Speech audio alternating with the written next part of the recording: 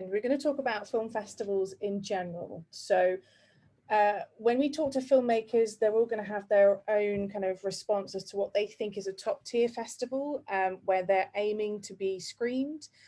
We're going to talk about it in a very kind of generic industry sense and then kind of delve a little bit deeper. So for example, we have what we call top tier and industry-led festivals. So they will be festivals that you have heard of, possibly aspire to be screened at. They generally have with a specific premiere status with them, and we call them like an absolute, like a world or international, European. And not all of them will have a premiere stipulation, but they are known for carrying a lot of premieres in their program. They're also extremely oversubscribed, so they have quite a lot of submissions sent to them. But to kind of précis what they would be, there'd be kind of festivals with red carpets, worldwide press attendance, galas, and a lot of prestige. Then we move on to what we call the audience-led festivals. So these are generally more affordable. They have a much larger program, or they are short specific. They may have themed strands, so might maybe have student or documentary or horror and comedy and so on. They generally carry some kind of industry awareness, not necessarily affiliation, but they also have a very high audience turnout. So just as an example, you have Palm Springs Shorts Fest, Short Shorts and Indie Shorts. These all kind of carry Academy affiliation. Encounters Film Festival in Bristol, which of course carries Academy 2. Independent Days in Germany, so not as top tier as Berlinale or Oberhausen, but kind of more focused on the indie and kind of low budget. And then you have Indie Memphis in America. So these are just a very good kind of cross-section of audience-led festivals. What you will find is that this is the biggest chunk of the majority of people's circuit journeys, mainly because they are not necessarily so premiere-led, so they are kind of festivals that don't necessarily concern themselves with if a film has played several places before, but also just they have a little bit more amenable program, e.g. they have kind of set categories or are just looking for good, strong content. So then we get into the more kind of specific. So we call them like genre, format, and niche festivals. So this is just a very brief, quick cross-section. There's plenty more kind of like really kind of niche areas to look at. But the ones that you'll often find is generally kind of documentary, live action, feature short, animation.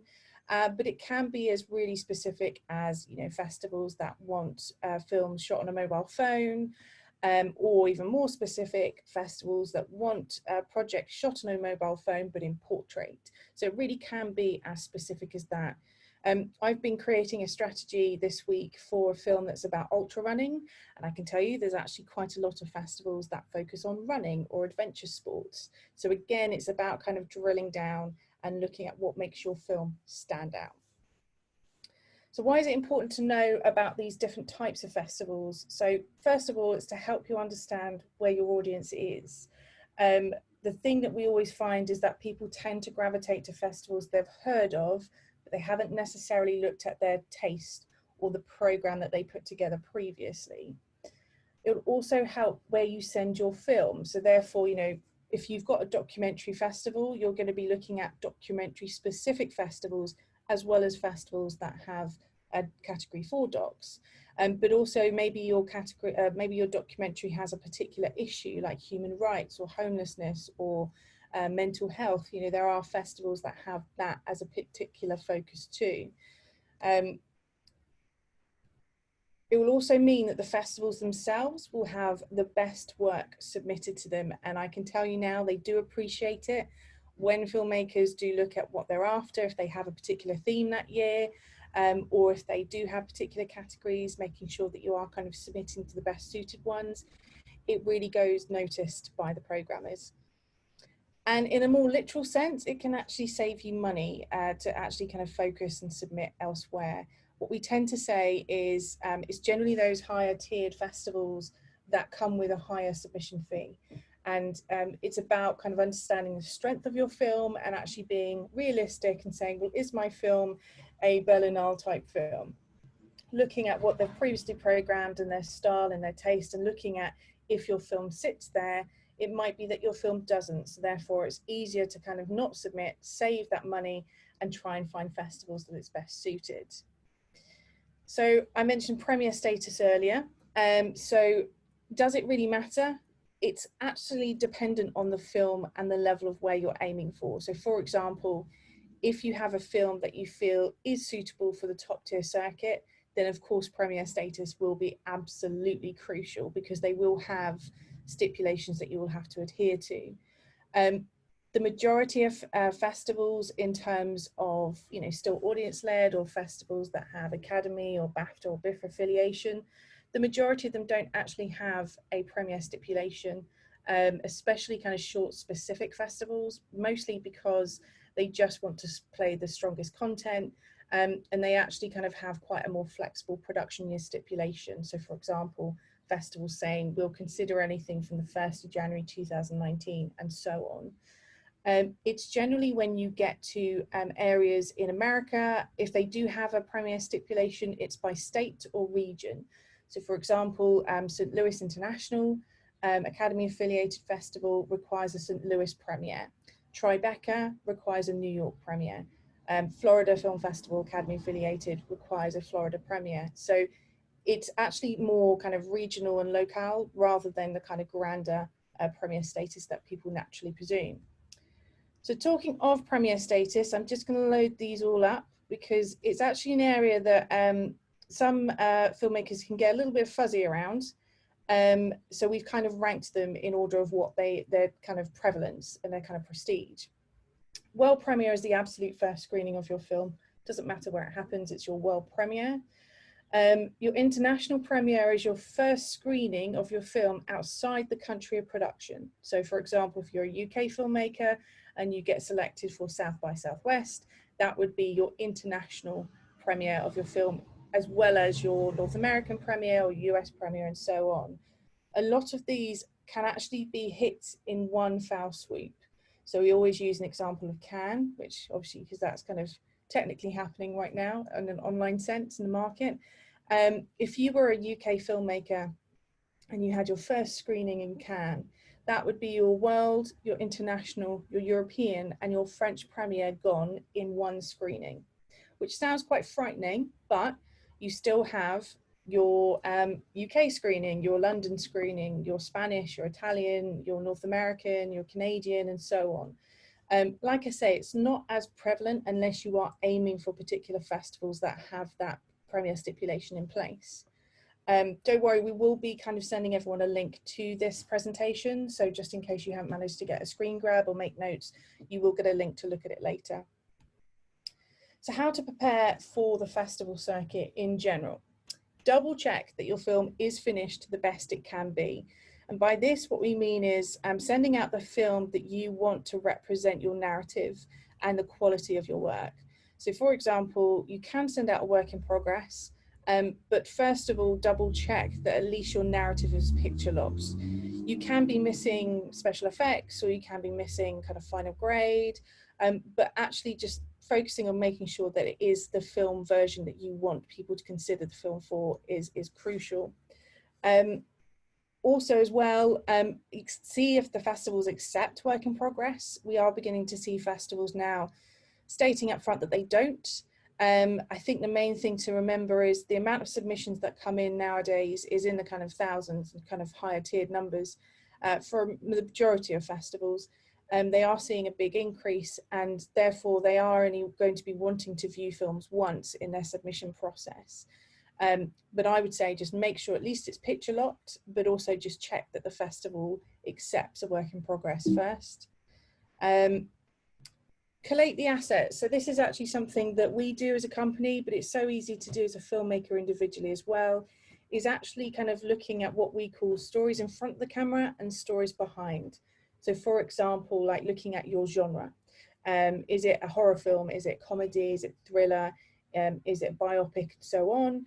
But then also looking at other issues that may be not as prevalent on the surface. So is it a debut film? Is it a student production? Is it a female filmmaker? Is it a Black or Asian narrative that we're actually being shown on the camera?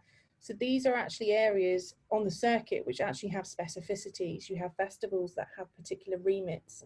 So kind of highlighting what makes your film yours and different from everyone else's is something so easy to do from within your kind of creative team, so that when you're looking out on the circuit, you can actually find those particular types of festivals. Again, this is an easy one to do, quite enjoyable if you like surfing around the internet and looking at kind of festival websites. It's what we do as well. Is actually just looking at previous festivals lineups and see what they selected.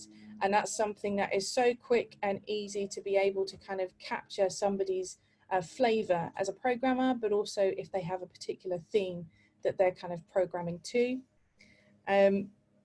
Also researching your festivals and understand why you're submitting there. That is something that's so crucial for us, because we want to be able to say, well, the reason we've submitted it is because this year they have a particular focus on this theme, or actually they're looking for debut films and this is a really strong debut film.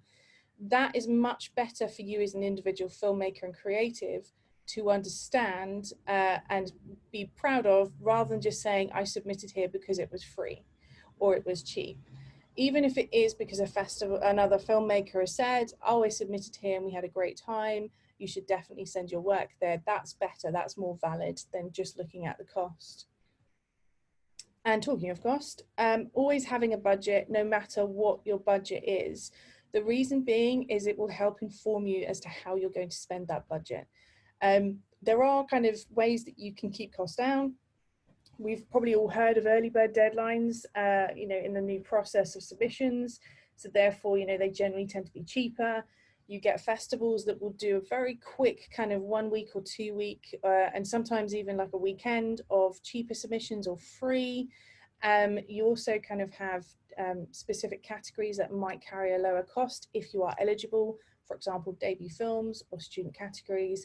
But sometimes a festival may put actually up in their Film Freeway listing an actual discount code for relevant groups. So for example, Oxford Film Festival that happens in Mississippi, they have a 50% discount code which is for female filmmakers, and that is literally on their front page of their Film Freeway. So of course, if that's relevant to you, you can use that code to save money. So there are kind of several areas that you can kind of help yourself keep the budget down. And being efficient and planning, and that is possibly the one thing that we would always say to filmmaker is, don't go out and just start submitting willy-nilly without kind of focusing on how much budget you have to begin with, and also looking at the festivals and level that you are focusing on too. So we have advice from programmers, which you may have heard, but we kind of thought that actually collating them from essentially the horse's mouth would hopefully kind of hit home a little bit harder. The advice from the programmers, first up, is make the opening of your short as strong as you can. So to put this into context, a programmer is looking for the quickest and easiest way of saying no to a film. So you need to make them kind of carry on watching to the end of your particular short film. Sometimes we do see a film where we don't actually see anything on the screen until we've had 1.5 minutes worth of leading credits. It's kind of dead time. You know, your short is got to be hit the ground running. You've got to be able to kind of get a programmer on board. If you are going to have leading credits for any particular reason, at least kind of don't make them hinder the narrative flow too much. You know, nobody should have to wait to be able to be shown or heard or see some of the narrative. You need to kind of make that a very conscious decision. Keep your narrative lean and interesting. This kind of slightly goes back to the idea of making sure your film is finished.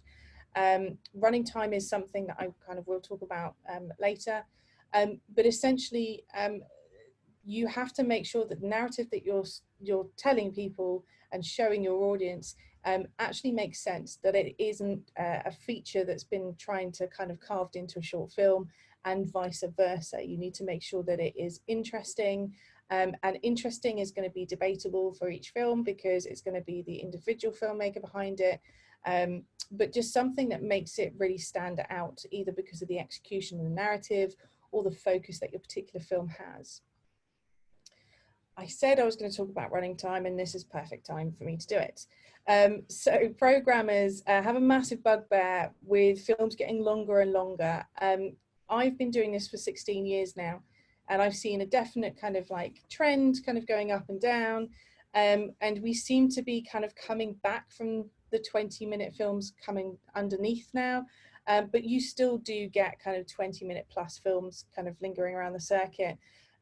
It has to be absolutely stunningly brilliant for a programmer to concede nearly a third of their program.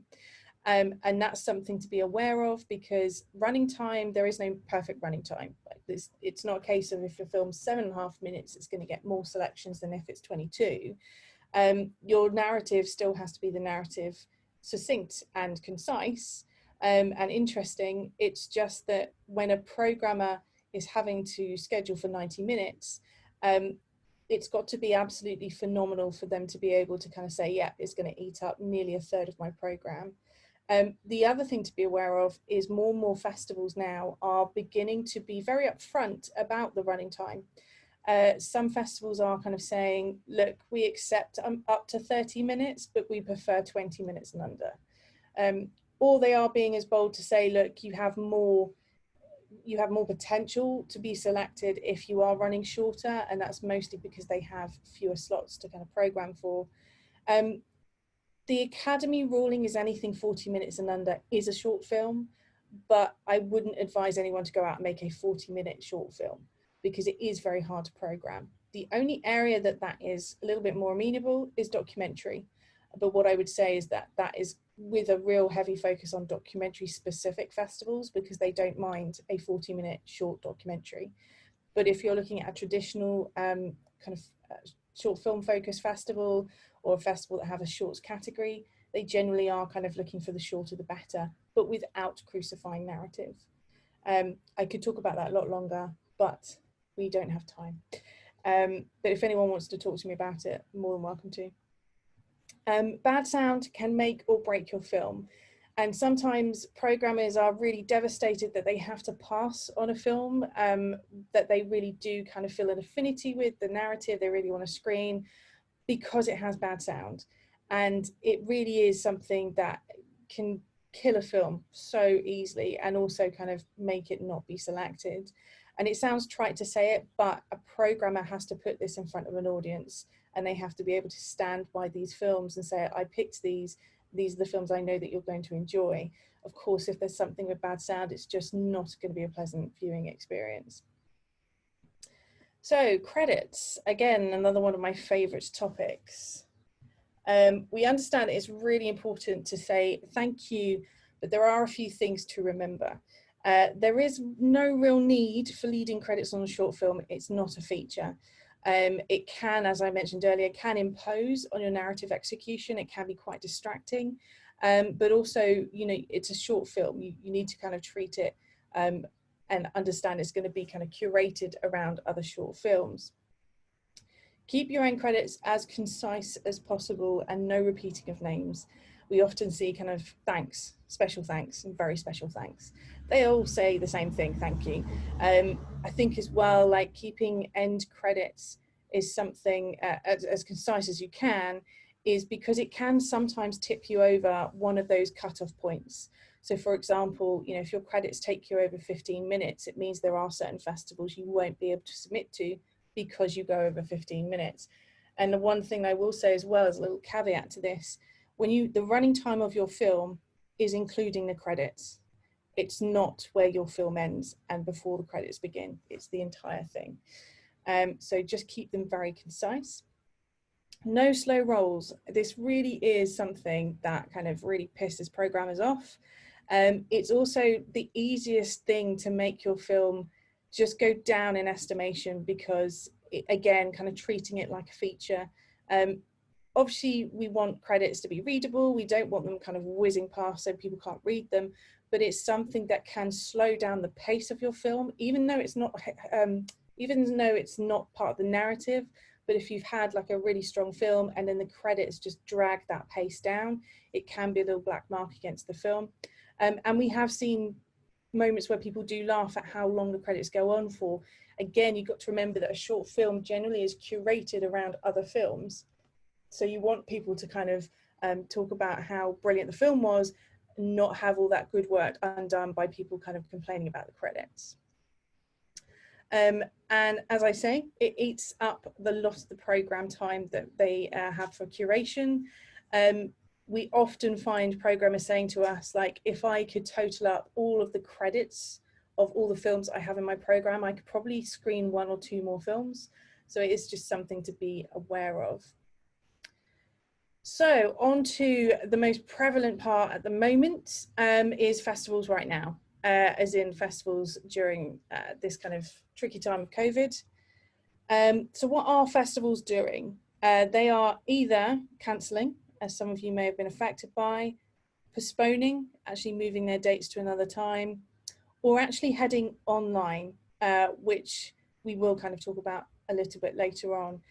Some of these festivals are doing a combination, so festivals that had originally cancelled and then kind of migrated online, and people that are doing a hybrid, so people that are postponing for their physical events but are doing an interim online version too. So what's going on with festivals right now in the post-March mayhem? So at the moment, the majority of festivals now have time to make decisions for their edition. Festivals that took place in March and April, it was a very knee-jerk reaction because they kind of had to think on their feet. But festivals that have been that are taking place kind of from May onwards have had that kind of lead-in time to consider what they're doing for their next edition. Again, we're talking about the circuit at large. We're not talking about just top tier or genre. We're actually kind of talking about it across the whole landscape. But there is a lot more transparency between festivals and filmmakers, and it's being strengthened by this because they're wanting to reach out and gauge the response of what you're wanting from the festival experience. You will have more communication with the festivals before even being selected. So of course, if you've submitted to a festival and in the interim, they are approaching their kind of next edition and not too sure what they're going to be doing yet, they will be kind of getting in contact because they want to be able to know if filmmakers are interested in an online version or if they're more interested in postponing. So it is something that they will begin to talk to you more about before even selections start. The interesting thing at the moment is territories are beginning to open up, but in moderation. So depending on the state or location, physical events are beginning to still go ahead as planned, but with heavy restrictions and limitations. And that's for festivals literally kind of in as far as August and September. Now, of course, things may change between now and when they actually go live. For example, Newport Beach Film Festival was originally supposed to take place in April, then postponed to August. They've actually extended their festival by a week longer than normal, but that is to factor in that they will have to wipe down the cinema in between each screening block, so they're kind of allowing more time for the films to be screened. They're also taking every patron's temperature on the way in. Another example is the Valley Film Festival in Los Angeles. They have a venue that they work with which is family owned, so it's not a big chain, so it means that they have more kind of on the ground communication. They have been advised, it's a 200-seater. Last month they were told, we're going to give you, I think it was 70 seats to kind of utilize, which obviously means that they can kind of space them out. As of a few weeks ago, that's been reduced to 50. But of course, this festival takes place in September, so it might actually kind of increase. So that's just to kind of give you an example that festivals are beginning to plan for physical events again in areas that they can open up, but it's not guaranteed that it's going to be exactly the same, or things may change depending on where we are in the curves in certain areas. You'll hear the term hybrid a lot, and it's good to begin to understand what that actually means with you and your particular film. So this is when a festival is kind of straddling two versions. So it might be that they're doing an online version of their event and also kind of doing a physical aspect, but on a more reduced level. We're seeing this a lot in America with drive-ins. They have drive-in existing spaces, or they have areas that they can utilize and turn into drive-ins. And they're also using smaller venue screening. So it might be like I said about Valley, where they're kind of reducing the amount of people that can be there physically. This is a standard kind of response from filmmakers in terms of talking about their film festivals and online. Is it bad? Well, first off, an online festival is very different to a festival that has had to go online. They're two very different things. For festivals that have had to go online, you're going to be dealing with festivals that have been potentially running longer, and also have an inbuilt kudos, either because of the branding or because of the longevity of the festival. So they will be trying to make this as much as it's worth your while as they can, because they want to be able to kind of provide what they normally would. Secondly, if a festival pivots, as in they go from being a physical bricks and mortar event to an online version, they will be asking if you want to opt in. It's not a done deal. They will have more admin and programming to do, so they will be asking you up front once they know what their security parameters are, which I'll kind of discuss later on. So again, it's not a done deal. Like they will be talking to you about if you want to opt in or not. Thirdly, each festival will have different security measures. And again, it doesn't mean that you absolutely have to say yes to being included in there. There may be issues with exclusivity or premier status, or for example, an academy campaign. But the festivals are being incredibly understanding. They realize that this has a big impact, so they're not being as steadfast as they normally would. And fourthly, depending on when you submit and what festivals decide, it can differ. So festivals might get in touch because they have decided to become a virtual version and the submission process is still open. So of course, you as a filmmaker may have submitted thinking it was going to be a physical event, and now you may change your mind because it's turning into an online version. Festivals are being extremely communicative at the moment, which is brilliant, and we're kind of always for that. But also festivals may be cutting their losses and just saying it's too expensive for us to kind of pivot, so therefore we're going to cancel this year, or we're going to postpone to the very end of the year, and so on. So it will be written in the submission pages, or actually on their websites as well. So this is what I mentioned earlier about security parameters. How are festivals putting my film online? So these are the general kind of breakdown of what festivals are doing. And they are interchangeable. So some festivals are kind of implementing 2 or 3, or actually kind of doing it dependent on the film. But the one that is generally occurring quite a lot is referred to as the geo block. It also kind of may be referred to as geotag or geofencing. It's basically limiting where the film can be viewed from. So it might be either by territory, like UK or US, Australia, or by individual state or region. So for example, Cleveland International actually geo-blocked it to just the state of Ohio. So it meant that to purchase a ticket and to view the film, you had to be in the state of Ohio. Oxford Film Festival in Mississippi asked each individual film what they wanted to do, and the variants were worldwide, Mississippi, or US. So there's different variants there. Another option is password protected, which is provided to the patron once they've bought the ticket, with a varying level of accessibilities depending on what the festival has stipulated. So it might be that the password's valid for one use only. It might be valid for 24 hours, 48 hours, or for the entirety of the festival if you have a pass, for example. Live streams is also becoming quite popular. Very much like attending a physical screening, you have to turn up at a set time to view the film. It's more kind of used for, say, features or kind of a larger shorts program. And it's not held online any longer than the actual screening itself. So often you get like a live Q&A after it as well. Behind a paywall, so it's a transactional step that stops your film from being available online for all to see. And then therefore, the last version is online with no restrictions. So that is with the film being online with no restrictions, that you don't have to pay, you don't have to password. It can be up there for all to see, which is kind of, it's the last resort for a lot of festivals. They're doing everything in their power to make sure that that is not the option they go for, because they realize a lot of filmmakers will not want to opt in for that. But this can be used in conjunction with live streaming as well. So there's a lot of varieties of how they work. So is it still worth it in terms of the festival circuit? In short, yes, but it will depend on your individual film. For the foreseeable future, public events will be limited or still a no-go worldwide. There's not going to be a blanket reopening of everywhere.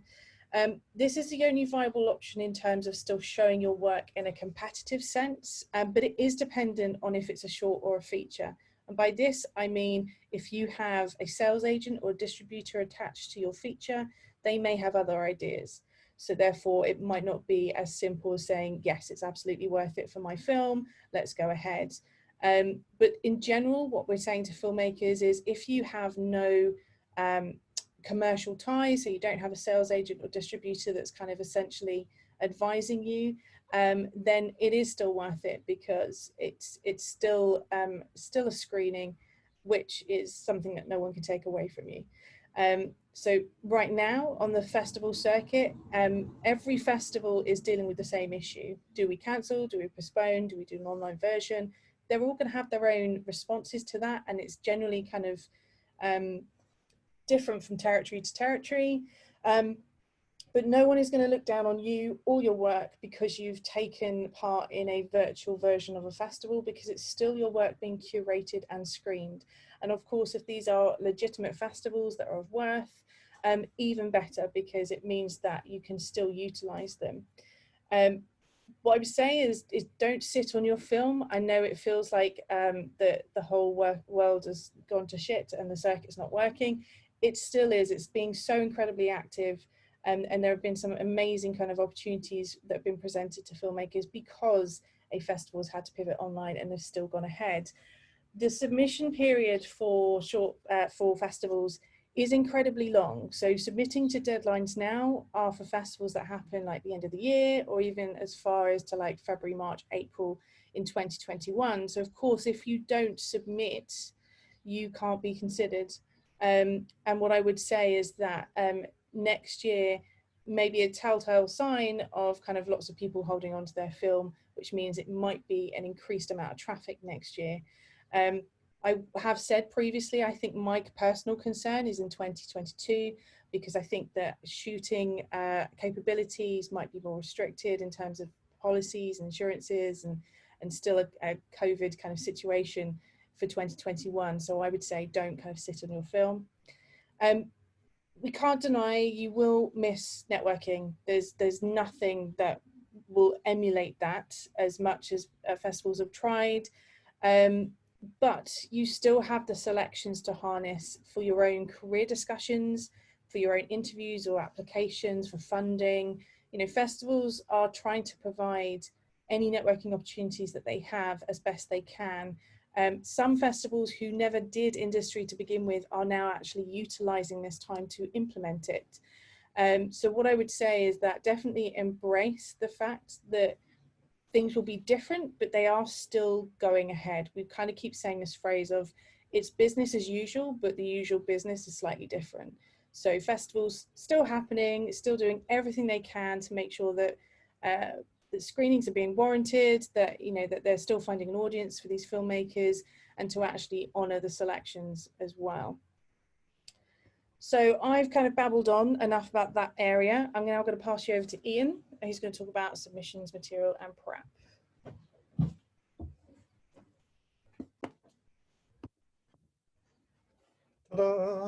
Right, okay, so I am going to talk to you about submissions. I am the submissions manager for Festival Formula, and I am also a strategy curator as well. And by doing all of these wonderful submissions, and I'm talking thousands, you have to be super organized. So I'm going to try and advise you as best as I possibly can in how to approach the circuit and how to make sure that you've got everything ready from day one, and the sort of things that you may be asked for and why.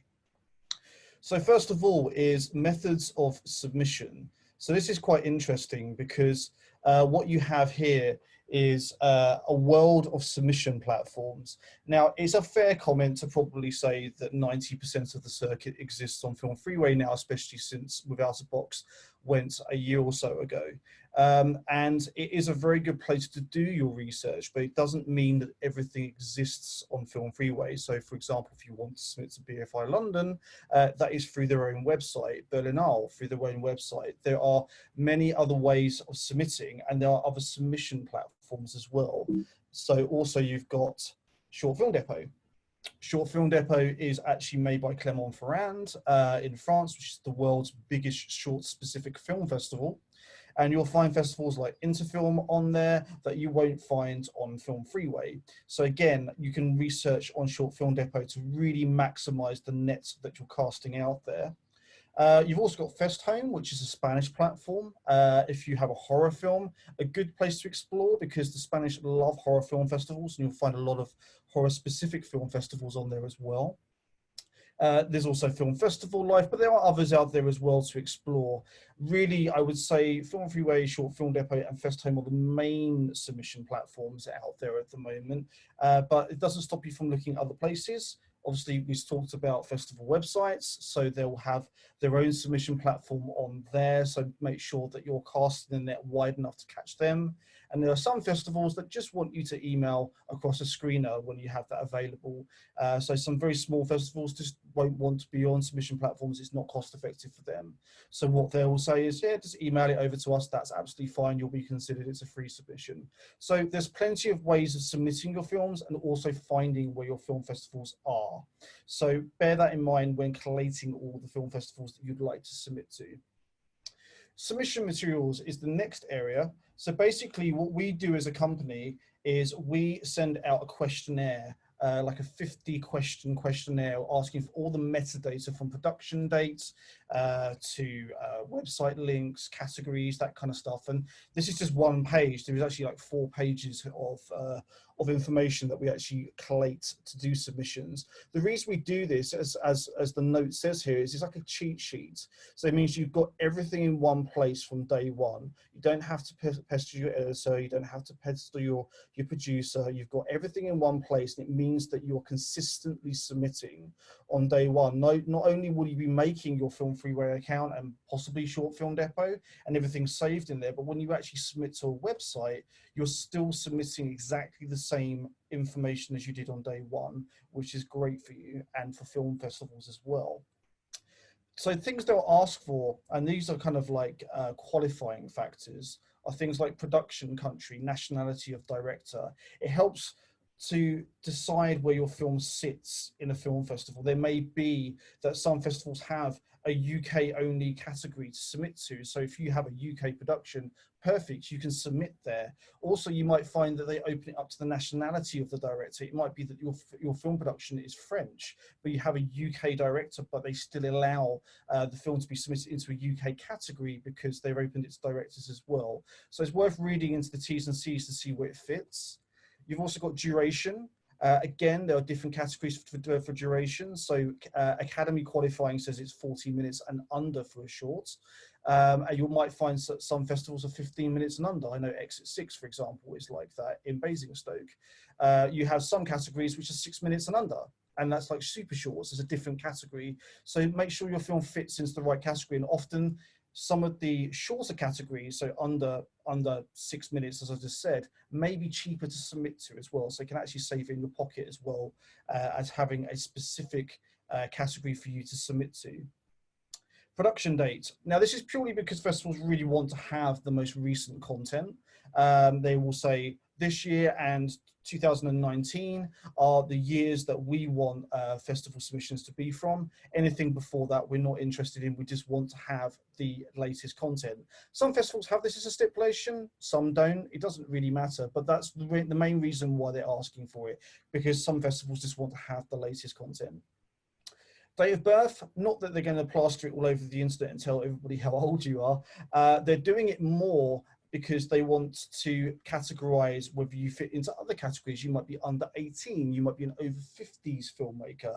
Again, there's other areas that you can qualify for.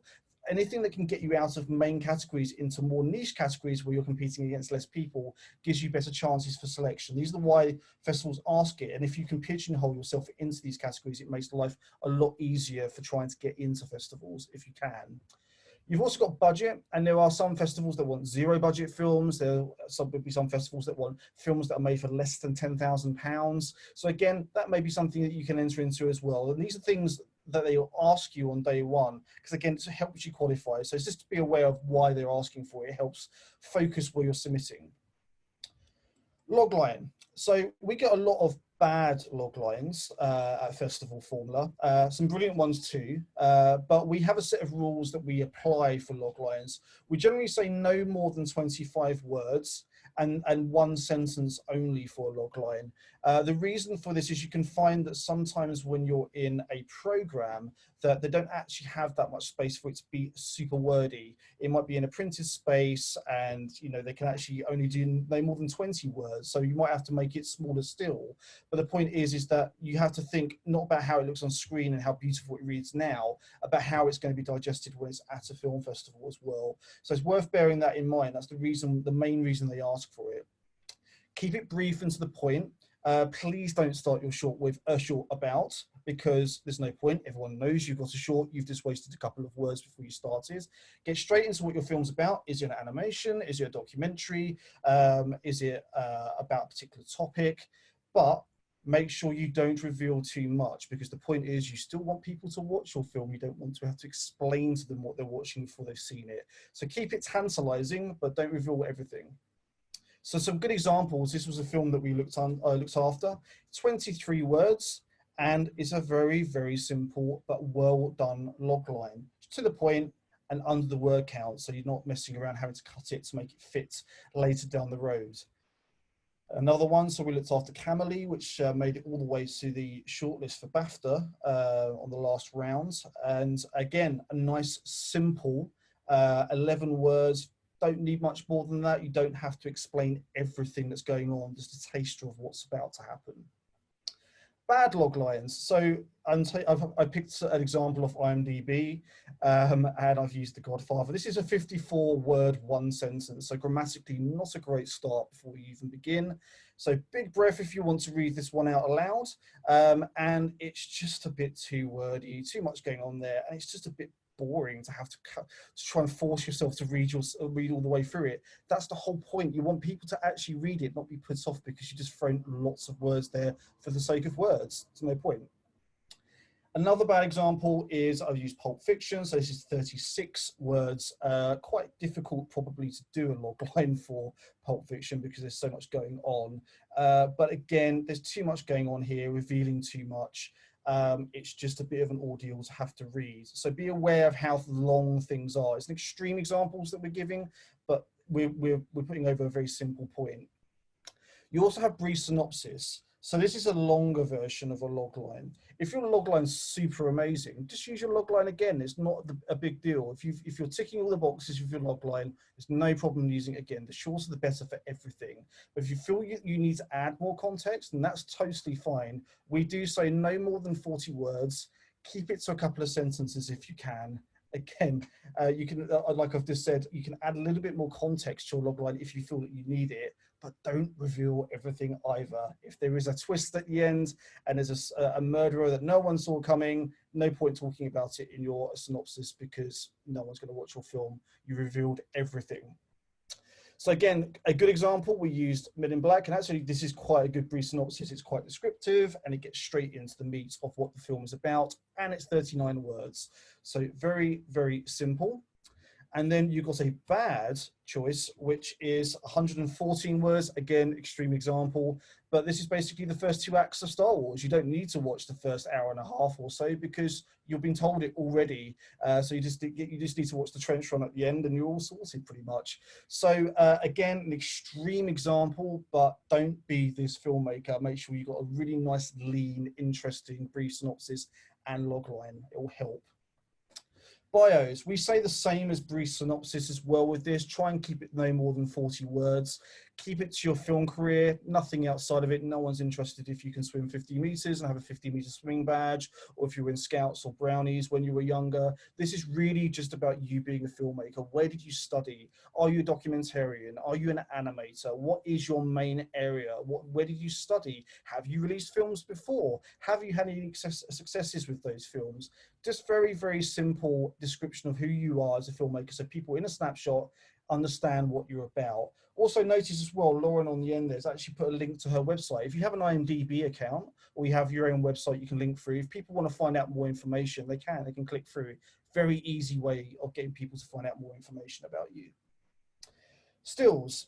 Now these are really important. You'll often get asked for around 6 if you get accepted into film festivals, and these are your silent salesmen. So make sure that these are really good.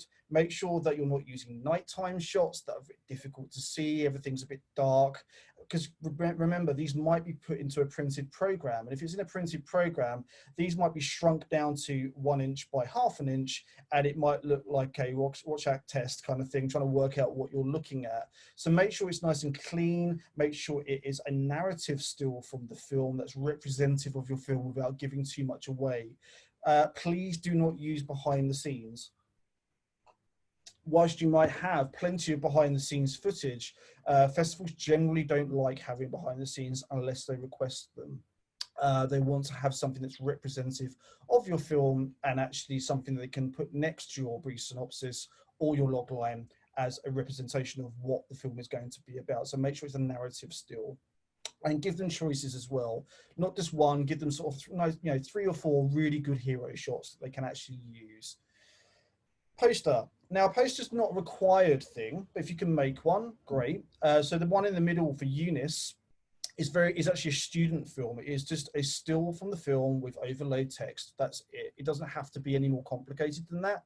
Camille and Bait Bowler, obviously a lot more showy, and it has involved other people to make something as showy as this. I mean, Bait Bowler, for example, is a friend that can make Marvel style comics, and that normally costs money. That was a favor that was brought in. Obviously, if you can do that, great. Not everyone has that on tap. So if you can make a poster, great. It's not the be all and end all. Your film will be selected because your film is a great film, not because it's a great poster. So it can help with promotions, but it's not something that's going to change the world and change your circuit journey. Headshots. Now, these are really important, and the clue is in the name. They want a picture of your head, surprisingly. They don't want to have a distance photo of you stuck down a corridor, behind a mixing desk, and half covered by the dark. They want to be able to see your face because people want to find you sometimes at a screening that you have to say how much they love your beautiful film and also how much they love your beautiful face. So realistically, show yourself off and make sure that it's a good professional photo. No bikini beach photos from your last holiday, a nice good picture of you that's clear and easy to see, because again, this may be put in programs, and once it's printed, it's there forever, and everyone can see it forevermore. Right, subtitles, something that you need to consider for your circuit journey, especially submitting to Europe. That subtitles are going to be something that may be asked of you, so you might want to do some prep. So subtitles can be delivered in 2 ways, which is burnt into the image file, or as an SRT file, which is overlaid, like closed captions that you'll find on like YouTube and Netflix. And quite often, festivals will ask, can you provide them? If not, they may be able to help you with that. Depends on the acceptance and what they're offering to you. But there's a few things that you can do in advance that may be able to help you. So one thing for certain, if you are going to do it yourself, do not translate yourself unless it is something that you're quite good at and you understand the context it's being used in, or you know someone that can professionally translate it. Please do not use Google Translate. It can take things out of context and people can be laughing at bits they shouldn't be laughing at. So please get it professionally done, or if you can speak it yourself, then great, you understand the context the lines needs to be translated into. Now, what you'll find is a lot of festivals will say, look, if you can't supply burnt-in subtitles and that are translated already, what we can do is we can translate for you. Can you please give us a timecode dialogue list? Now, a timecode dialogue list is the dialogue from your film, and what this helps the festivals do is translate English into the native tongue of whatever festival you've been accepted into. And I'm just going to go through what this actually means. So this can be delivered as an SRT file or a text file, but you can actually just do it in a very simple form if you really want to. This is quite showy. This is how an SRT file looks on the image on the left here, but you can just apply it as just an Excel file or PDF if you wish. But if you're going to do it professionally, what you need to do is make it as a text file, which can then be turned into an SRT by changing the suffix at the end of it. Now, what you have here is section numbers. So this is just to make sense of what you're looking at. And you'll notice that as I go down the side here, 1, 2, 3, 4, 5, 6, 7, 8, 9. That is the order that the text would appear in. It's almost like a chapter number. And then you have the time code in. So it's hours, minutes, seconds, separated then by column, and it's milliseconds or frame number at the end. You then have the same for time code out afterwards with a 2 dashed arrow separating it. And then you have the line of dialogue afterwards. And that is all it is. It may look quite complicated, but it really isn't. It's just time coding in and out when the line of dialogue is said in your film. And this is quite a ball ache to have to make, but it can save you time when a festival actually needs it and you have a deadline chasing you. So this is something that's worth making on day one because it can save you a lot of heartache and stress down the road. And it means you've got ready to go dialogue to give to a festival to be able to translate it into whatever subtitles need to be made for whatever festival that you got accepted into. This quite often means, because when they translate it, you can get free subtitles because they'll quite often give you the SRT file back to you and say, yep, you can keep it. So you all of a sudden you have free French subtitles or free German subtitles. So that day that you spend on a Saturday afternoon writing the timecode dialogue list out, you can be rewarded with free subtitles for the rest of your circuit journey. So worth doing.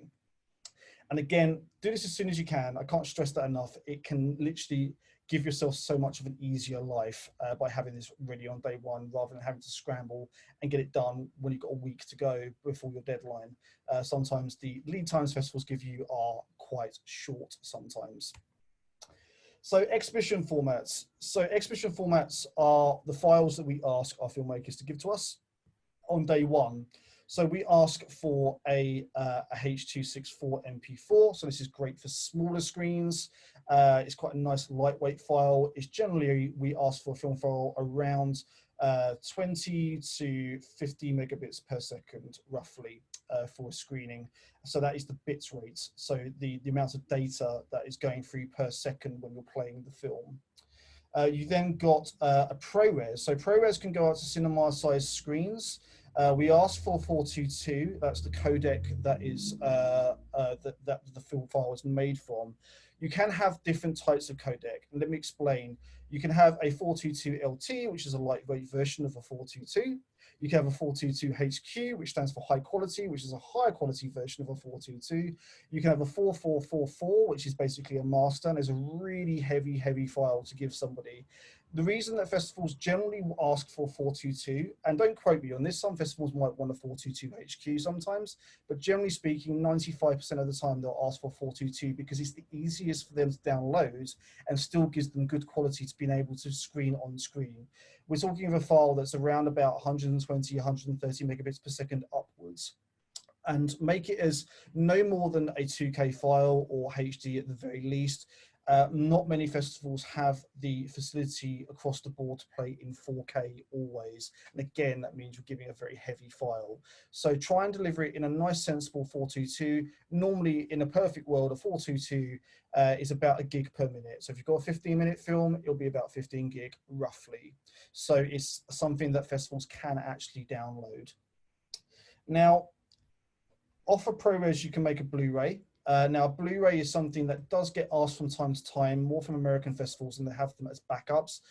It is a bit like dead money, unfortunately, if you get it professionally made, because you probably won't get the Blu-rays back, and they probably never used them in the first place. However, I will say they are being asked for less and less, but don't be surprised if you do get asked to make one, but you'll make one off of ProRes if you're going to be making a Blu-ray. DCP, Digital Cinema Package, is this digital standard for screenings in cinemas around the world. It's something that if you can make on day one, it doesn't cost you money, you can pull a favor, then yeah, go ahead and make one, as long as it can be professionally tested as well. Quite often, DCPs can be quite expensive to make. They can be professionally upwards of 150 to 250 pounds to make a DCP, which is expensive if you haven't been asked for one yet. So generally what we say to our filmmakers is don't make one until you get asked for one, because you might be able to go through a whole journey without needing one. So it's quite an expensive time to actually make something that's maybe not needed. Also, some festivals can actually give you the opportunity to have a professionally made DCP at a better rate. So people like Cinebox in the UK will offer the chance, if you get into London Short Film Festival or Bolton, the chance of having a DCP made for about 60 quid, and they're made really well. So again, you might be able to take them up for the up on their offer for that. You can make DCPs yourself. There is software out there like DCP-O-Matic, which is free. I have used it myself before when I've had to make DCPs, but only when I've known that it's going to be QC'd by somebody else at the other end. The most important thing is if you don't have the facility for testing this, not every festival tests every file, and they're relying on you testing it. And if you don't test it and they don't test it, who's testing it? So the point is you might go to your screening and you go, hey, why is my screen as pink as my t-shirt right now? And it's quite a simple fix, but you could have fixed it if you tested it.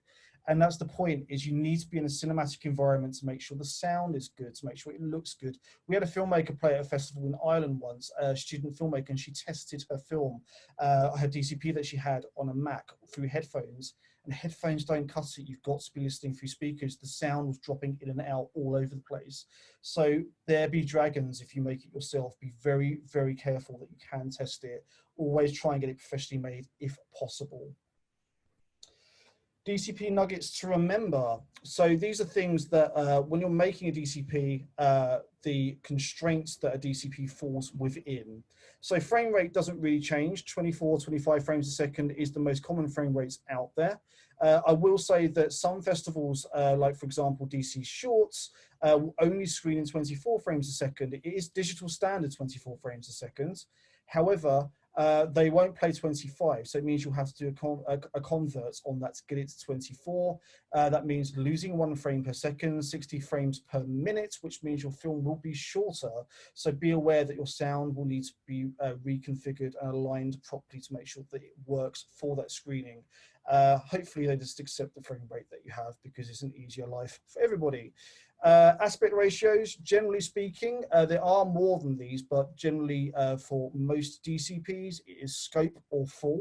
So if you fall between one of these aspect ratios, so for example, your 1.66 and your Euro, you may need to do some stretching to be able to fit it onto the width of the screen. That may involve top bars, it may involve sidebars, it may involve you stretching some of the image off the screen, which means also check where your subtitles, if they're burnt in, are, and also where your credits are, because they might be going off screen. So just double check that when you're making it. Sound is fine, it plays any sound. Stereo and 5.1 are the most common. KDM encryption, so this is basically a password for your DCP. Just don't bother. You haven't got the latest Avengers film or the latest PTA film or whatever that's been made recently. You are an independent filmmaker, and it just makes it more complicated for the film festivals to actually screen your film. So as an example, most KDM keys are set to a time and a date. If you play at a venue that can't open for whatever reason, they cancel on the festival at the last minute, the festival is reliant on you to get them a new KDM key to screen at the new venue, wherever that may be, which means changing everything around. And it may cost money to make a new key. It's just no point. It's more expense, and it's pointless, and it means you've got a lot of time and money wasted trying to keep your film super safe. The festivals will look after your film, trust me. Test again, and once you think it's right, test again. Just keep on testing. Honestly, every film file you have, not just DCPs, everything, make sure it works, because you'll feel this tall when your film blows up on screen and doesn't work properly. Make sure that it is the best that you can possibly screen, and make sure that everything is perfect, because it looks bad on you as a filmmaker, but it also reflects badly on the festival as well. So make sure that everything works when you send it across. Methods of delivery. So download link is the most common way for festivals now. So that's Dropbox and G Drive and WeTransfers, that kind of thing. So you upload your film to a cloud and then the festival can download it from the cloud.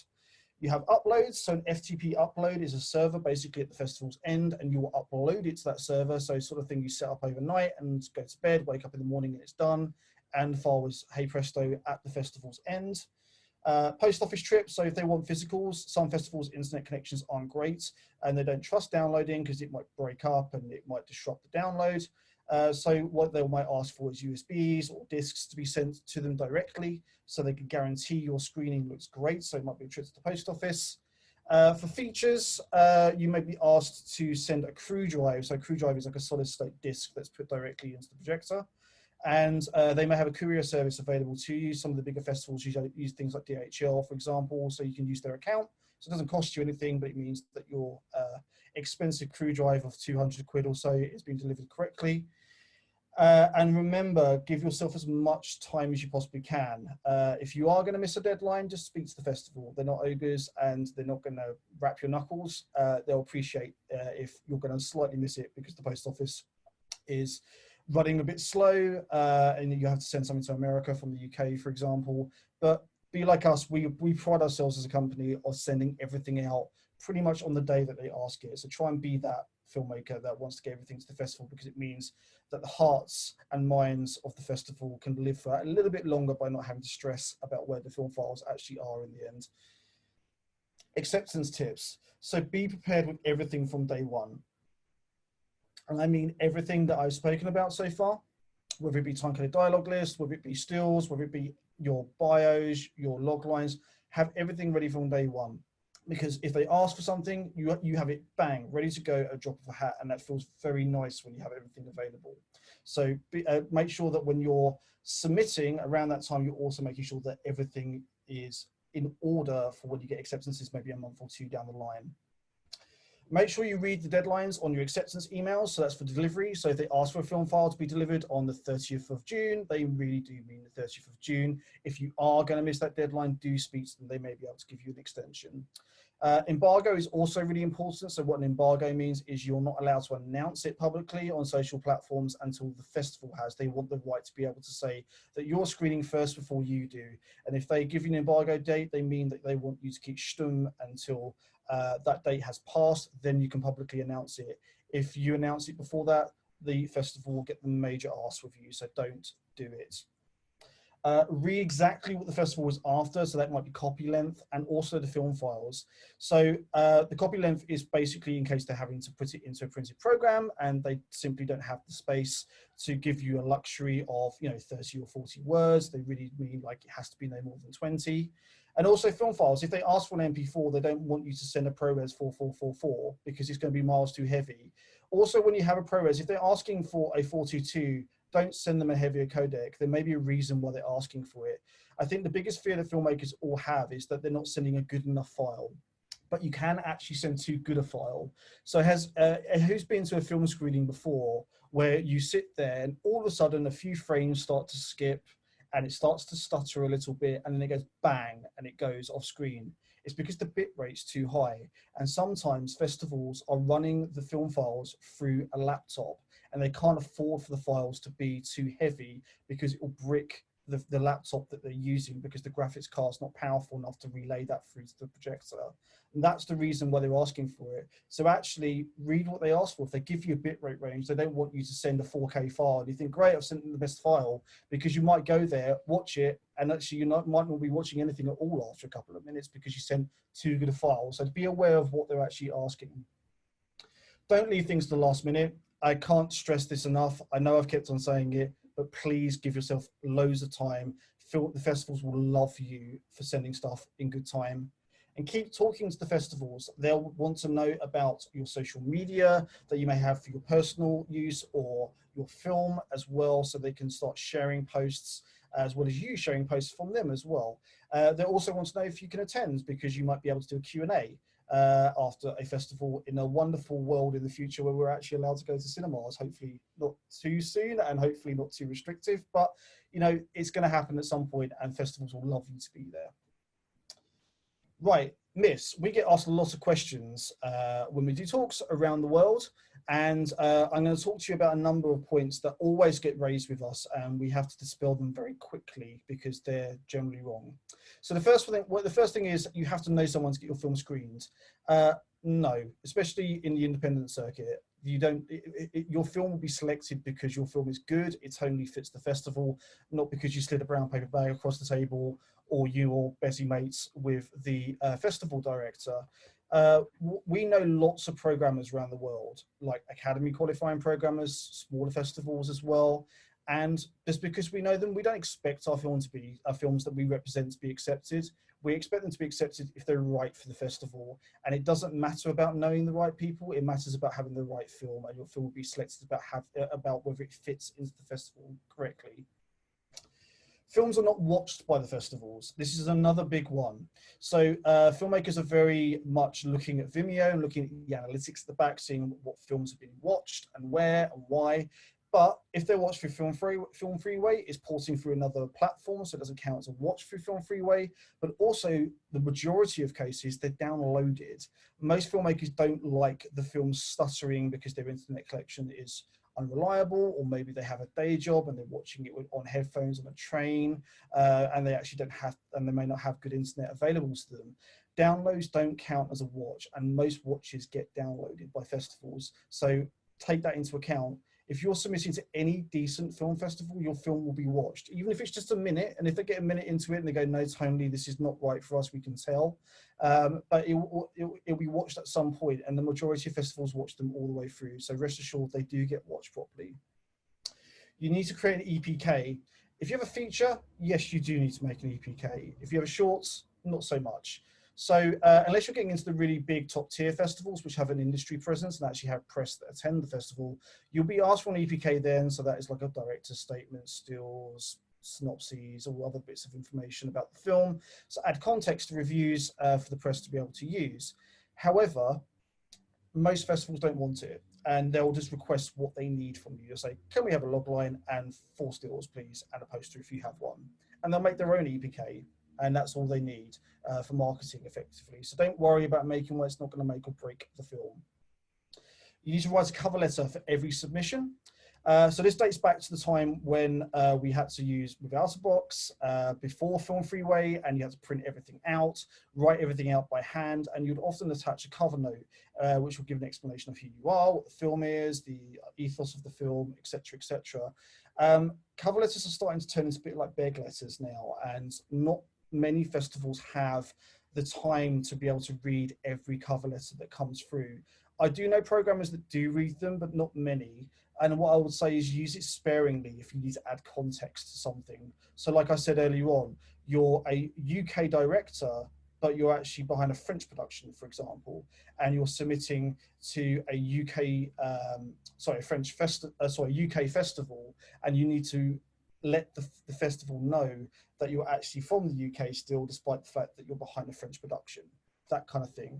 Or if you have mental health aspects to your film, you're submitting to a mental health festival, you might want to broach what the subject matter is about and say why you've picked this festival out and why it's totally relevant. Sometimes it's nice to be able to put a little note down just to give a bit of context, but don't use it for anything more than that, and keep it very short and simple, because really festivals don't have that much time for reading everything. If you contact the festival after you submit, it helps. No, they have thousands of submissions. They literally don't have enough hours in the day to watch everything. So for you to then call them out from watching more films, to give feedback about a film, which generally they don't give, is a big ask. You'll either get into the festival or you won't. And maybe some festivals will view it as a black mark if you're nagging them straight away after submitting the film. It doesn't help anybody. So in summary, this is to cover everything that we've been talking about so far. Research festivals within your budget. Have a budget and stick to one, even if it's really, really, really small. Have a budget, because it's best to be able to go, yeah, I have £300 and I can't spend any more than that, because it feels horrible when you spend £500 or £600, and that's £300 that maybe you didn't have extra on top of the budget that you had. So make sure you have that budget and stick within it. Clear and communicate clearly and promptly, and also nicely as well. Don't shout at the festivals if things aren't going your way. These are human beings that have real lives, and they really do care about every film that comes in. So be respectful and just be nice and clear and be honest all the way through. If you're going to miss a deadline, don't shrink away and disappear. They'll want to know why the film hasn't arrived. They're still going to communicate with you anyway. So it's best to come from you rather than them chasing you. Also, be super prepared. That's the whole point of my part of the talk. Make sure that you've got everything ready. It gives everybody a nicer life. And then if you can deal with these things, you will be awesome. And you can wear a cape. So, rejection is my final slide, and I won't dwell on it for too long, but you're going to see rejection. It is a part of the circuit that exists, and it's a fair comment to say that most films on the circuit, independent films, will generally get into about 10% of the films that they submit to. So they have a 90% rejection rate, which sounds a bit horrible. And sometimes it can be more than that. Sometimes it can be less than that, depends on the quality of the film. But on average, it's about 10%. So of course, you're going to hear a lot of rejection. Now, I think the thing what you got to remember with this is that festivals don't like sending the rejection out. They actually hate it. We're on groups on Facebook where we have programmers all the time going, okay, hard hat's going on. We're sending the rejections out now, go. And then they'll get people questioning why they rejected their film and their film was perfect for it. Doesn't matter. They've rejected your film. They know their audience and they know whether the film that you've made is going to tonally fit into that festival. Not you, they will, and you shouldn't be questioning it. It's their festival and they know what they can and can't program. They don't enjoy it. Quite a lot of festival programmers have sleepless nights for the week leading into it because they're often having a look at 30 or 40 films that they actually want to include into their festival, but they simply don't have enough space to fit it inside them. They literally lie awake at night going, I can't say no to this film, but I don't have any time left in my program. It's super hard. But also the main reason you're hearing no from most festivals on the circuit at the moment isn't necessarily because your film is bad. And I must admit, it must seem like your baby is being kicked around quite a lot when you're getting all these rejection emails. Quite often they'll like the film. Quite often they will love elements of the film. It might be a horror film that you've made and they're actually programming a Final Girl horror program and you've made a body horror program and it doesn't fit what they're programming. There are many, many reasons why the film won't get programmed. It might be that there's a similar film to yours that is just pipping you to the post. There are so many reasons. And the most important thing you can do for your own mental health is be proud of what you've made, because what you've made is a film. I'm not a filmmaker. I can't make a film. So you're one step ahead better than what I am. I can't do any of these things. I wouldn't even know where to start. I wouldn't even know if the camera's facing the right way round. So you're doing something amazing, and you will get your selections and you will get festivals that will play your film. And when it does get played, you'll forget about all the bad stuff. You'll be a filmmaker. You'll feel like you'll belong. And understand that there are more submissions on the circuit now than there have ever been. It's super competitive. We live in a digital world where it's easy for people to submit films that are actually really rubbish and has been shot very quickly, amateurly on a phone. And you're competing against so many things that are maybe working against you. Take Sundance as an extreme example. They had 15,100 submissions this year, and 10,300 of those were shorts, and they programmed 87. So that represents just under 1% on the short side of the circuit for them at their festival. And it's the same for any festival out there. There are thousands and thousands of submissions that are trying their hardest to vie for that space that you're trying to get for as well. But don't feel bad about it. Still try and go to the festival if you can, if it's not too far away. See what pipped you to the post. Meet the filmmakers that maybe made that film that was similar to yours. This is all good things that can help you in the long run. And honestly, with your first film, rejection feels fucking awful, but it does get easier. And don't forget, you're an awesome filmmaker and just be proud of what you've made. Any questions? Now this is for me and Katie, if I can get Katie back in. Yeah, so we have some questions here. Okay, so we have got all the questions that you've been sending in during this, so we'll go through this. So Maya Avidoff was asking, number one, what would you consider a healthy submission fee budget?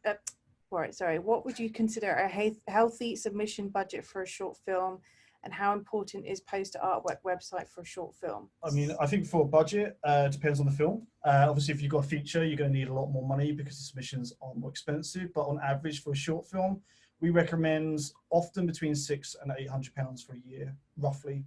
But of course, if you have an animation, they can be super cheap. I can find 100 festivals for about 300 quid. So it depends on what film you've got, but on average, about £600 to £800 is a decent budget to have. Also, posters, as I said earlier on, posters aren't essential. Artwork stills are. Our website for a short film isn't essential, and especially on Facebook and Twitter, because you've got to build your audience. And for a short film, especially in the early days, you might not actually have that much to talk about because you're in the submission stage. So I wouldn't bust a gut to make a specific film one. But if you've got a production company that you can link to it and you've got an audience already there, I would make it for your production company. So, you know, once you finish with that film and you're making the next film, you don't have to keep on finding your audience over and over again. Okay, great. So we have a question from Seb Cox. How do you work out the order of festivals you should send your film to? So what we generally tend to do is when we look at a film, we see what strength of quality the film is. So maybe we think it's something that it can't go to the top tier festivals like Locarno or Venice or Bignell or Cannes, but it might be able to aim for like Edinburgh International, Leeds or Tribeca. Generally, they kind of tend to sit underneath. Some of them do have kind of premiere stipulations, so that's something to consider. So Edinburgh International for a live action short requires it to be a Scottish premiere. So it might be that, you know, you might not submit to Glasgow Shorts first because that happens before, depending where you are on the submission circuit. So we generally tend to try and aim as high as we can and then trickle down to maybe the smaller festivals or the ones that maybe have a particular niche or remit, kind of like maybe a focus on format or theme. Like I say, it's generally kind of good to aim as high as you can, but being aware and managing expectations of how high you are aiming for. Ruddy says, oh, hello, Ruddy, again. How much does press help a short, blogs, reviews, articles? It doesn't hurt. If you have a genre film like a horror and there are horror reviewers out there, it can help because maybe the festival will look at previous reviews and get some general feedback from the circuit in terms of how well this is hit. But don't forget, it's not really going to be the main reason why your film is going to be accepted. It's going to be purely on the strength of your film. It's kind of like a little bit extra on the side, but it will always be the film that the festival is looking for. Okay, so we have Hugh Dishmont. What constitutes a debut short film? If we are already making no budget shorts uploaded onto YouTube, etc., do these count? Should we take those down and save our debut short for something more sophisticated once we become more experienced in order to make the most of being able to enter the best possible work to a debut short category? Generally, it is the first film that you have made that you've released to the public. So for example, if you have made a short film, maybe you haven't gone onto the festival circuit, but it's something that sits on your own website or it's on YouTube or Vimeo, that generally is your first film. I would personally kind of, I understand what you mean about maybe having your debut film being a little bit more sophisticated or maybe with a bigger budget. I think maybe just focus on, you know, the other strengths of the film. The debut element, it's a fantastic asset to exploit if you have it. Again, it doesn't necessarily negate that you are going to get guaranteed screenings because it's a debut going to a debut focused festival or category. It's just something else to refine where you can put it into a category. So I would say don't worry too much that it's not your first film. Just focus on the other assets of your film because you already have some kind of history online. How important are printed memorabilia, posters, stickers, and flyers? Again, from Raddy. Again, they don't hurt. I mean, if you want to make them, you can. It is an extra expense, so make sure you've got the budget for it. It's quite big in America and in Europe to a point, having posters, quad posters in cinemas But generally speaking, most festivals don't use or always use posters. It's quite common to put some postcards around, but again, be wise to what's on your postcard, because if you're putting laurels on it, as soon as you put a collection of laurels that you have and you're still on the circuit, it's out of date. So again, it might be that you decide not to put laurels on it and you just keep it as a very simple blank postcard with some imagery on there. It doesn't hurt. It's quite common to see postcards, stickers, pins, that kind of stuff around. But you know, if you're making these things and it's stopping you from going to the festivals, I don't think it's worth doing. I'm going to answer the next two questions together because they are kind of linked in a brief way. So the first one is, if you screen in Wales, does it count as UK or as a separate country? I.e., if you submit to Raindance, can you submit to Wales first? The second question is, as a UK filmmaker, how can you submit to Raindance and Edinburgh, as both require UK Premier status?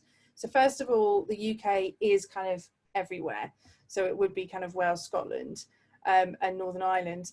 If they kind of stipulate a particular regional Premier status, like Edinburgh International for a live action short is it has to be a Scottish premiere, then that's something that you have to be aware of just regionally.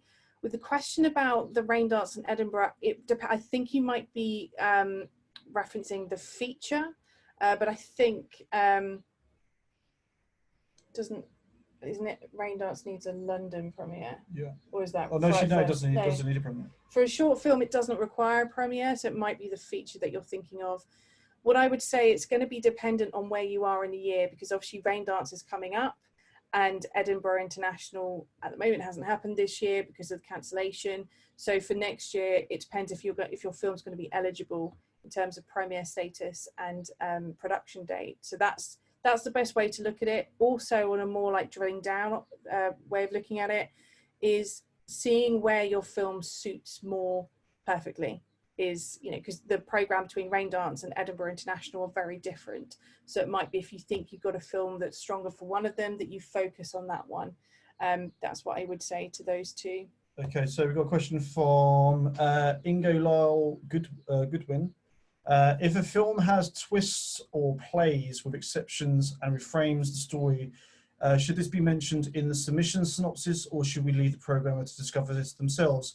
No, don't mention it in the synopsis. Let the programmers discover it for themselves. It's kind of like I was saying earlier on. It's the programmer will obviously watch your film and will want to be on first viewing, super surprised and super shocked by what the revelation might be. So revealing it to them in advance may take some of the satisfaction out of the programmer, so leave that off. Also, he has also asked another question afterwards. Should we keep the test clock at the start of our films when submitting? Our university tells us to leave it on, but this seems unhelpful for the programmers. I don't know why the universities ask filmmakers to do this, because I have yet to find a festival that wants to have the countdown clock at the beginning. What I will say is sometimes festivals want to have 3 seconds of blank space before it. But that's really the only request that they have, but definitely don't have color bars or anything like that at the beginning, because it's not helpful. No, so we have a question from Natalia. You mentioned aiming high. I've also heard it's good to start with free film festivals to get some laurels and then apply for the higher tier festivals, since the laurels will attract more attention from those festivals. To what extent is that true? So what we tend to take a line, well, our ethos as a festival consultancy company is that it's best to have a handful of really strong, meaningful, legitimate festivals that people have heard of, than to have a whole poster full of festivals that are maybe much smaller or insignificant in the grand scheme of things. You kind of want to be able to go to those larger festivals and say, hey, you can have, you know, I've had no screening so far, and if you really love my film, you could have the first screening. I think the problem is, free festivals are not bad, it's just not all free festivals are good. And the difference between making sure that they give a good stamp on your film, rather than having lots of laurels where somebody leans in a bit closer and says, I've not heard of any of these festivals. You kind of don't want someone to do that. You want someone to be able to lean in and go, I've heard of that festival, it's really good, which means I should take a closer look at this film. So I would say be considerate of your budget, obviously, but at the same time, don't sacrifice the quality of festivals before the budget. It should be the other way round. You should be looking at your budget and making sure you're aiming for good, legitimate, decent festivals that really mean something. Next. Oh, Adam. Adam Latty has said there are so many festivals out there, and I'm finding that the submission fees can build up really fast. Yes, they can, and it's all coming out of my pocket as for my short doc, and it has is a low budget affair. What is it that festival formula look for in a film stroke filmmaker to collaborate with? Interesting question. So me and Katie both watch films for consideration. We watch some great films and we watch some bad films as well. It helps when your film is good, and we call it, is it circuit worthy? So we're looking for films that actually can place on the general competitive circuit. We're not a cash grab company, so we're not looking to go out of our way to just go, let's just say yes to everything because it's us making a quick buck. We're looking at, can this film play on the circuit? Is there an audience that's looking for this film? Where is this audience on the circuit? And then kind of like retrofitting where the strategy for the filmmaker and sort of building it backwards. But we look for good quality films, interesting films. We look at things like runtime and say, is this too long? Could this narrative be shorter? Sometimes we've had narratives. We looked at one recently that's about 30 minutes long, but it deserves to be 30 minutes. So we're looking at many, many different aspects: execution of the narrative, execution from the technicality point of view, the acting, many, many different aspects. So in a nutshell, we're just looking for good films. Okay, so I'm just trying to make sure that we answer as many as we can. And we may go over, I think, slightly. I'm not too sure. So let's go for Ryan Harvey. So in regards to Premier status, would managing it be comparable to applying to uni, in which you submit to the ones you may want, see who accepts you, and then accept them? Questions for features as well as shorts. So as I mentioned earlier, every festival is going to have its own audience, its own taste, its own remit, its own kind of production date stipulation or premiere stipulation. What I would say is that the best practice is when you are submitting to festivals is to not kind of do this quite cheeky thing of submitting to lots of festivals and then waiting for them to accept you and then being selective. Because the whole point is the circuit right now is so incredibly busy that the programmer has kind of chosen your film to actually kind of want to curate and they want to screen it. So what they don't want to be told is, actually, I'm going to be screening at another festival. I'm going to take my film out of consideration for you, because it's gutting. And also it's so hard to get a selection nowadays. It's kind of quite frowned upon by programmers to do that. I understand what you mean in terms of like doing it as a process of like kind of aiming high and in the ones that you want. I think it comes down to managing that expectations from you before you spend that money. So, you know, if you are aiming for a particular festival, and a lot of filmmakers do this, they have a particular festival in mind, the first thing to do is to step back and say, is the film I've made right now best suited to that particular festival? Because it might be that you're doing it out of habit, that you're doing it out of a rites of passage. We get a lot of filmmakers that submit to Sundance. They know their film's not strong enough, but they just feel that they have to do it because that's what filmmakers do. It's about stopping and saying, well, actually, is that money well spent? Looking back last year, would my film fit in last year's? Therefore, would it fit in this year's? Because the taste that programmers have and so on.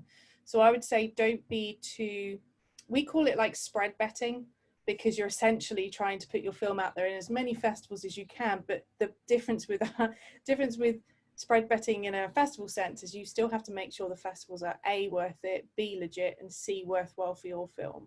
So I would say it's okay to take that approach, but maybe look at it on a smaller scale of thing in terms of budget and strength of quality of film. Do we have much time there? I don't know. Are you okay for us to run over, or do you want us to start? Hi guys, yeah, we're okay for you to run over as long as everyone else is. We just need the account back by 3:45. Okay, that's fine. Well, we will steam through these. Maybe let's kind of go to some people that haven't answered the question first. Oh yeah, we know Owen. Yeah, so Owen Astles, just wondering if you have any tips specifically for micro shorts under 5 minutes and any particular festivals. Well, yes, there are festivals out there that are super short festivals. I can't think of it off the top of my head now, my mind's gone blank. No, I can't think of it off the top of My my mind's head. gone blank. But there are also categories as well at festivals, like all over the place. So you'll find there is, they'll have like a general category, a drama category, or and they'll have like a super shorts category. Super shorts, it depends on the festival. Some are like 3 minutes and under, some are 5 minutes and under. So it depends on where you're submitting. So it's one of those ones where you have to put a little bit of research in as to see if you can find a festival that does 5 minutes and under, but don't hook just onto that as well. Obviously pull out the other assets that your film has, as well as being 5 minutes and under. So I just saw a question that was really, I thought would be really helpful to everyone else. So this is Helena Middleton. In pre-COVID world, there's normally an 18-month window to submit films to festivals after they've been completed. Is this being extended in the light of the pandemic? So first of all, absolutely right. Generally, you could go onto a circuit for 18 months and be active. There are festivals that don't have a stipulation about production year. So, you know, you could even go for literally like 2 years, but the festivals become less and less kind of shiny and bigger. They generally tend to be more specific, like genre or niche specific and smaller. Right now, a lot of the festivals are being more lenient because of what they're presuming would be a fallow periods in terms of production years or festival submissions being staved off by filmmakers. I would definitely take a look at the Seed and Spark Festival Survival Pledge. If you just type that into Google, it will come up with a link. That is a collection of festivals who have signed a pledge that is basically saying we are not going to be so restrictive on our production year due to the situation because of COVID. It also talks about premier status stipulation being a little bit more flexible because of festivals having to pivot to be online. So I think there's about 200 festivals that have signed it now, from very top tier to very kind of small niche and genre and everything in between. But yes, they are being a lot more flexible because of the situation that we're in. So it's, if anything, I would say don't sit on your film, but also, you know, you've got plenty of festivals being flexible if you did want to take a breather, perhaps for financial reasons. Another question from Ingo. Oh, gone off there. Do festivals classify a film as finished when the edit is done or when the shoot is complete? What if you had to reshoot 2 years later or re-edit 2 months after the first cut? So it's when you've actually finished your film, when the edit's complete. So when you've completed all your posts and it's ready to go, that is your production date. Which means it's kind of a little bit of a swizz, because of course you could just keep on tweaking your film, tweaking the credits, tweaking a scene, chopping a second off, and you can keep on extending your production date. But obviously most filmmakers don't have time or care for doing that. But effectively, when you finished your film and it's complete from a post point of view, that is your production date, not when you finish shooting. Okay, so we have Christopher Maudsley. I've noticed shorts these last few years having one big festival opening and then doing an online release. What are your thoughts on this? Presumably it helps build buzz and drive big eyeball numbers to your film, only relevant for top tier festivals. It's actually it's more specific to the film and the filmmaker. So for example, you might get like a commissioned piece of content which kind of secures a premiere at a big festival, but is possibly branded content, so therefore it has a life to exist online.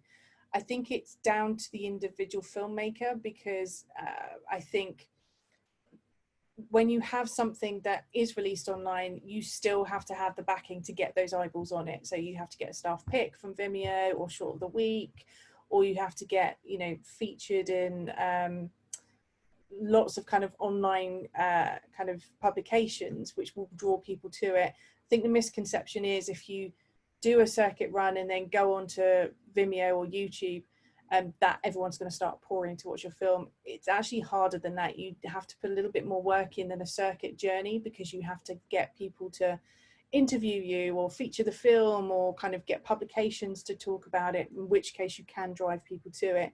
So I would say it's dependent on the film, but it's also very dependent on how much time you have and if you have backing behind you.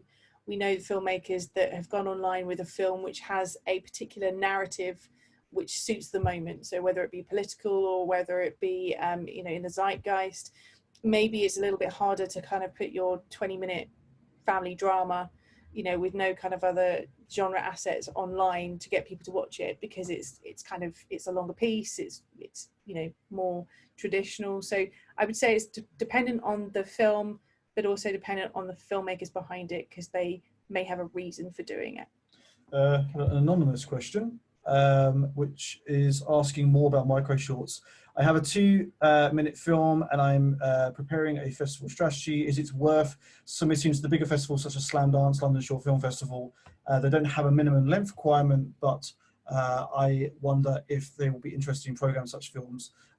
Yeah, they will be. I mean, just because they don't have a short specific, like a super short specific category, doesn't make any difference. I think what you need to stop and think about first is your film a Slam Dance film? Is it a London Short Film Festival film? And have a look at previous programs and see if tonally your film is very similar to previous editions, to see if that's the sort of thing they're programming. Quite often festivals will have a small selection of super short films, and you might find that they have enough to be able to throw together a short block, but also by having a super short film, you're in the advantageous position of, if they have a little bit of time to eat up whilst creating their program, it may be that your shorts they go to fill to plug the gap. And I don't mean that unkindly. It obviously still merits the selection of being in there, but it's obviously easier to fit a smaller film in there than a larger film. But yeah, have a look at some of the larger festivals. I mean, they do accept short films. It's just some of them will say like we want things like over 5 minutes, but it's very rare that they stipulate that. It's not, Adam, it says, not a question, we would just have to say that the unicorn spewing rainbows from every orifice is superb. Glad that you appreciate it. He's also not very well dead now, so. Unicorns don't die. That's true. So, my bad. I have a question from Marie Burback, which actually quite convenient because a lot of people have been asking about this who are filmmakers about micro shorts. Thank you for your great font of knowledge. Thanks. I am curating and programming my own micro film festival for my postgraduate degree. So Owen, definitely have a chat with Marie. Can you advise ideas on how I would sell that to my prospective filmmakers? Well, first of all, like if you can kind of put together your rules and regulations. So, you know, what are you considering micro? Do you have any budget constraints? Anything to make it fit the niche that you really want to hone in on. That's what filmmakers appreciate. So for example, if somebody does have a film that's under 6 minutes and you know they're looking for micro festivals, are you saying micro is under 3 minutes or 5 minutes or 6? So kind of have your rules and regulations and your stipulations like ironed out, and then I would just put the feelers out in lots of filmmaker groups. If you can afford to kind of be listed on Film Freeway, absolutely. I think the thing that filmmakers appreciate is knowing that there's a curation to it, knowing that, you know, there is a freshness to the kind of curation that you're putting together, and we would love to know more, so definitely keep us in the loop. So another one we got here, which is about, oh, you missed the debut status, so premiere status, so you missed that part. No, it's debut. So that was when I was saying about your debut film is the first film that you have released. So it might be that you have made content already that you've put onto your own website or exist on Vimeo or or YouTube. That would be your kind of debut films because you've made them. Debut essentially means the first film that you've kind of made in its entirety to put into the world. So if you have debut films that you kind of it's just for in-house that you've not put anywhere online, it's just you experimenting, maybe just getting used to a different camera setup, and then you make a short film that you then release, that could be your debut film, because it's basically the crux of it is it's the first film that you release out online or out in the world that's not kind of behind closed doors. Another question, if your film covers many mediums, e.g. animation, archive interviews, drama, how do you decide which one still represents your film? Well, actually they all represent your film. It's purely down to you. I think I often look at this as well. I think that when I'm making strategies, if I have an animation, for example, I'll always generally try and submit it to an animation category because, of course, that's its main shtick. But sometimes they may not have specific categories. They may just go, actually, we just have a short film section and all genres and types are in here, and that's absolutely fine. In terms of genre, I mean, again, that's down to you. I mean, everything's a drama. If it's got conflict, it's a drama. So you can submit any film into that section. But, you know, it's finding maybe the niche ones that if you can pull yourself into a category that is less populated and give yourself a bit more of a chance of being seen, I'd always try and go into categories that maybe won't have as much traffic going through them as a port of call. And we have answered all of the questions in the nick of time. In the hottest room in the world. Yeah. Thank you so much, Katie and Ian. That was incredible. And thanks a lot to our audience for being here today. On Thursday, the Southwest region are going to be running a webinar on short film distribution, which might also be of interest to everyone who's here. And finally, I just hope everyone's okay and they have a great day. Take care and we'll see you soon. Thank you. Thanks everyone. Bye.